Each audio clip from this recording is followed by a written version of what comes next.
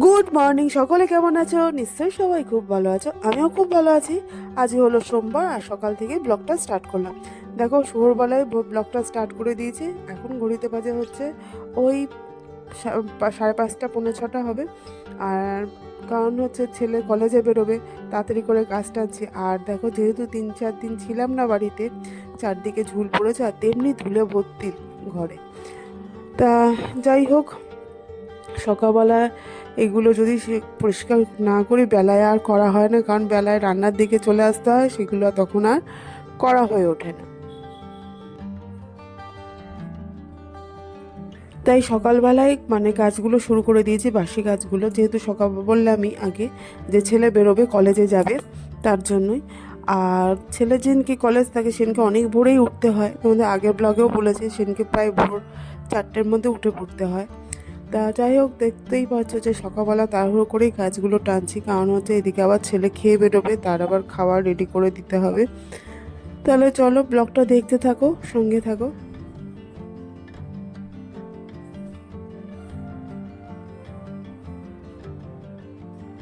Hello friends, তো দেখো সকালবেলা সব বাসি কাজ কমপ্লিট হয়ে গেছে, তোমরা দেখলেই। আর এখন হচ্ছে সকালবেলা ছেলে 11টা আর 10টা ধরবে, যেহেতু ওর আজকে 2টো থেকে 5টা অবধি পরীক্ষা। তা চলো ছেলেকে রান্না বান্না করে দিই, ভাত খেয়ে যাবে দুটো। আর কর্তা গেছে বাজারে, কি আনে না আনে দেখি। তাহলে চলো ব্লগটা দেখতে থাকো, সঙ্গে থাকো। দেখো ভাতের আজকে একটু তাড়াতাড়ি ভাতের এটা বসালাম, কারণ হচ্ছে ছেলে খেয়ে যাবে বললামই তোমাদের। তাহলে চলো, আর এখন করবো হচ্ছে দুধটা জাল দেবো। চলো দুধটা জাল দিয়ে আর চায়ের বাসন কিছু চায়ের বাসনগুলো মাজবো, মেজে নিয়ে তারপর হয়তো কর্তার টিফিনে ভাত আছে, ও ভাত খেয়ে নেবে। আর ছেলে তো ভাত খেয়েই বেরোবে, টিফিন খাওয়ার আজকে টিফিনে কিছুই করবো না, রাতে রুটির কিছু একটু তরকারি করতে হবে। তাহলে সব কিছু করতে থাকি, সঙ্গে থাকো, অবশ্যই করে ব্লগটা দেখতে থাকি।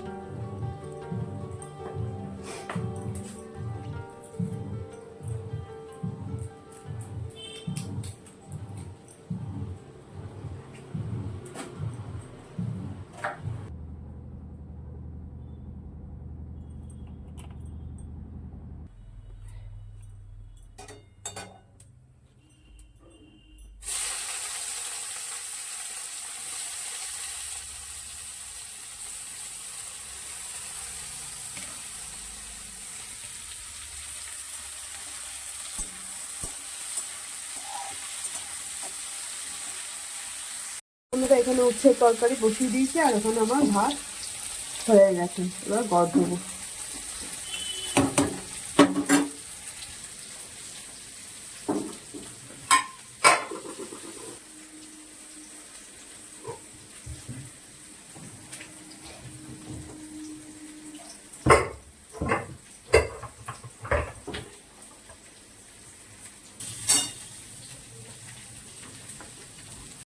দেখো দেরি হয়ে গেছে, তাড়াতাড়ি করছি, ছেলের খাবার দেবো।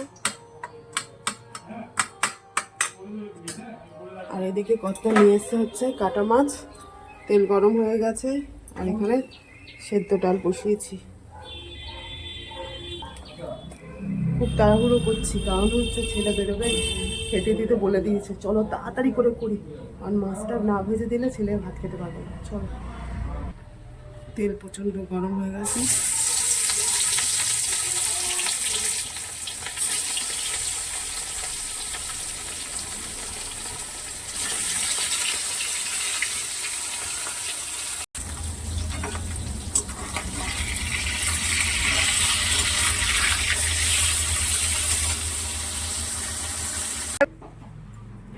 দুগ্গা দুগ্গা দুগ্গা দুগ্গা দুগ্গা দুগ্গা, সাবধানে যাবে, ফোন করবে। দেখো বন্ধুরা, ছেলে বেরিয়ে গেল কলেজে, রান্না বান্না সব কমপ্লিট, ঘর দূর মোছাও হয়ে গেছে, আর ওইদিকে আমার গ্যাস পরিষ্কারও হয়ে গেছে।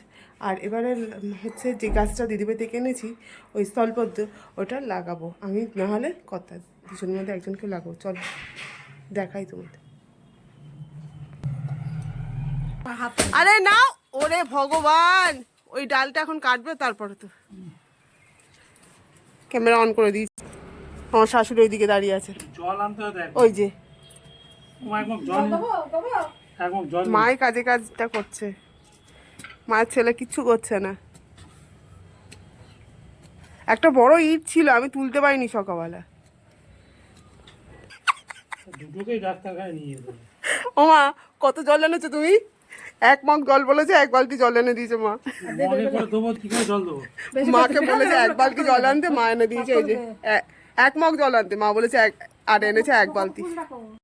মা এখন খুঁজে খুঁজে ফুল খুঁজছে গাছের মধ্যে দিয়ে। আর পাইছো মা? একটা, আর একটা শুকায় গেছে মনে হয়। এইগুলো বড্ড ঝোড় হয়ে থাকে। নিন দাদা, বদ্দা নিন। আর আর কত করতে হবে না, এবার গাছটাকে পুঁতে দিন। মাটিগুলোকে একটু ভেঙে দাও। গাছ পোতা কমপ্লিট। স্থলপদ্র গাছটা পোতা হয়ে গেছে। এই যে কর্তামশাই পুঁতে দিয়েছে। কর্তামশাই পুঁতে দিয়েছে স্থলপদ্র গাছটাকে। গুড মর্নিং ফ্রেন্ডস, সকলে কেমন আছো? নিশ্চয়ই সবাই খুব ভালো আছো, আমিও খুব ভালো আছি। আজকে হলো নেক্সট ডে, আর আজকে মঙ্গলবার, আর ঘড়িতে বাজে এখন হচ্ছে 9টা।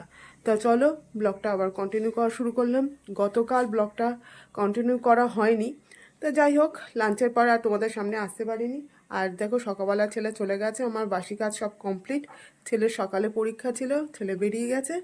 আর কর্তা মানে বাজারে গেছিলো একটু, গেল দিন মাছ নিয়ে এসছে, সেই মাছ ভাজা আছে, ঝোল করব। আর এখন কর্তা ছাড়াচ্ছে হচ্ছে শাক। কি করছো? এদিকে তাকিয়ে বলো, কি করছো? শাকটা একটু ছাড়িয়ে দিই, বউকে একটু হেল্প করি। শুনতে পারলে? শাকটা একটু ছাড়িয়ে দিয়ে বউকে একটু হেল্প করি। যাই হোক, শাকটা ছাড়িয়ে দিয়ে তারপর হয়তো ধুয়ে শাকটা কাটবো, শাক ভাজবো আর মাছের ঝোল করবো। আর এদিকে দেখো প্রেশারে হচ্ছে মুগ কড়াই সেদ্ধ করে রেখেছি, তড়কা করব। তাহলে চলো এক এক করে সব কমপ্লিট করি, ব্লগটা দেখতে থাকো, সঙ্গে থাকো। আর এখন কড়াই বসাবো। ওইদিকে আমার সকালে টিফিনে রুটি করাও হয়ে গেছে, আর এখন কড়াটা বসাবো। কড়াটা রেডি করে রেখেছি।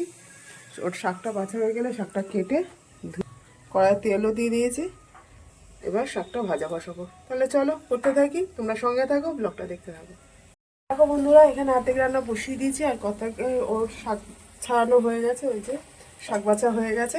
আর এখন শাকটা কেটে ভাজা বসাবো, আর তার আগে তড়কাটা করে নিচ্ছি। দেখো এই যে তড়কা বসিয়ে দিয়েছি, পেঁয়াজ ভেজে মশলা কষিয়ে নিয়েছি। এবার ডিম ভুজিয়াটা দিয়ে দেবো, আর এখানে তড়কার ডালটা তারপরে দেবো। তো বন্ধুরা দেখো, এখানে শাক হয়ে গেছে, আর এখানে খাবারও নিয়ে নিয়েছি, কারণ 11:15 বাজে। রুটি, ডিম সেদ্ধ, আর এখানে একটু পনিরের তরকারি নিয়েছি, ওখানে আলু ভাজাও আছে। তাহলে চলো ব্রেকফাস্টটা করে নিই, কারণ প্রচণ্ড খিদে পেয়ে গেছে, সেই কোন ভোরে উঠেছি। আজকে যেহেতু ছেলের মানে 7টার মধ্যে বেরিয়ে গেছে, 4টের সময় উঠতে হয়েছে। তাহলে চলো ব্রেকফাস্টটা করে নিয়ে তারপর আবার কাজে হাত দিচ্ছি। চলো তাহলে ব্লগটা দেখতে থাকো।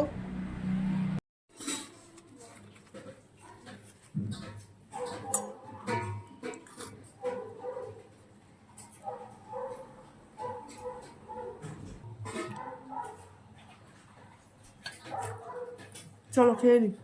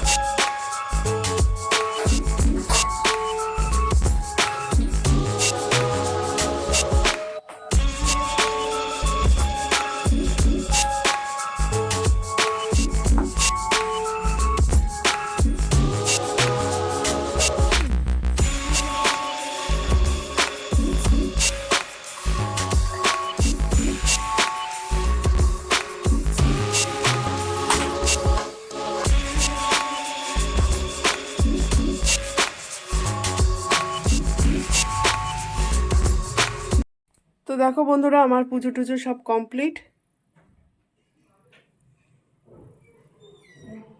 তো বন্ধুরা দেখো, স্নান টান সব কমপ্লিট, আর এখন করব হচ্ছে লাঞ্চ। তা পুজোও দেখলে হয়ে গেছে, তাহলে চলো লাঞ্চ সেরে নিই।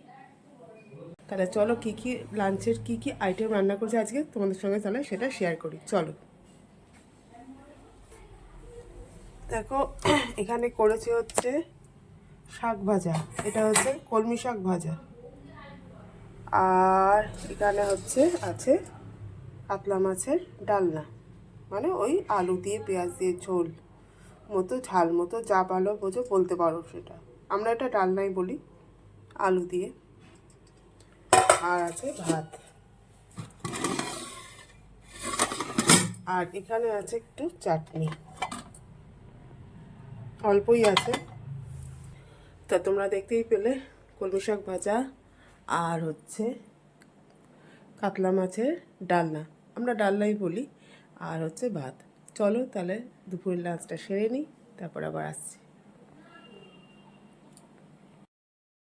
গুড ইভিনিং, দেখো চলে এসেছি মায়ের কাছে। এসছে হচ্ছে মাকে একটু ওষুধ দিতে এসেছিলাম, মার একটু অসুবিধা হচ্ছে, পায়ে ব্যথা, ভীষণ বয়স হলে যা হয় আর কি। তা আমাদের ওখানে একজন হোমিওপ্যাথি খুব ভালো ডাক্তার আছে, আগের ব্লগেই তোমাদের দেখেছিলাম, গৌতম দা, ওনার কাছ থেকে ওষুধ এনে তা মাকে দিয়ে গেলাম।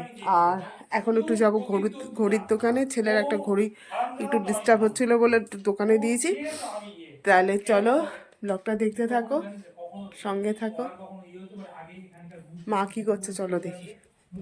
ডিস্ট্রিক্ট ম্যাজিস্ট্রেট বা তার ইয়ে যারা তাদের হাতে যায়, মানে শুধু একের পর এক। মা কেমন আছো? কেমন আছো? ভালো আছে। শরীর ভালো আছে মা? না খুব ভালো নেই। পায়ে ব্যথা কমেছে মা? না ওই ট্যাবলেট এনে দিতে বাবা। এদিকে তাকিয়ে বলো, দুদিন আমার দিকে তাকিয়ে বলো। দুদিন তার কাপড়টা ঠিক করি। ট্যাবলেটটা খেয়ে মোটামুটি একটু ভালো আছে। আচ্ছা ঠিক আছে। আর এই ওষুধ খাবো তো এই আচ্ছা বাবা কেমন আছো? বাবা ভালো আছো তো? চলো। তো বন্ধুরা দেখো, মায়ের কাছ থেকে ঘুরে টুরে মাকে ওষুধ দিয়ে চলে আসলাম মার্কেটে। তা মার্কেটে বললামই তোমাদের যে ঘড়ির দোকানে যাব, কারণ ছেলের একটা ঘড়ি একটু ডিস্টার্ব করছিল, দোকানে দেওয়াই ছিল, সেই ঘড়িটা নেওয়ার জন্যই। আর আমার দেয়াল ঘড়িটা খারাপ হয়ে গেছে, তা যাই হোক ভাবলাম যে একটা ঘড়িও নেব তার সাথে। আর দেখো এই ঘড়িটা নিয়েছিলাম, এই ঘড়িটা ব্যাটারি লাগিয়ে দিচ্ছিল দাদা। একটা ভালো চেন আছে যেটা 335 টাকা, খুব মজবুত এবং ভালো চেন আছে। ভালো থাকবে, মানে গ্লেজ থাকবে। হ্যাঁ, দেখে দিন তো ব্যাটারি লাগিয়ে দিলাম। একদম।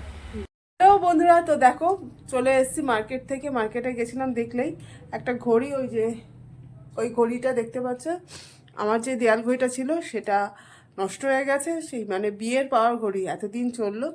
তা যাই হোক, তার জন্য তার জায়গায় ওই ঘড়িটা নিয়েছি, তা দেখালামই তোমাদের।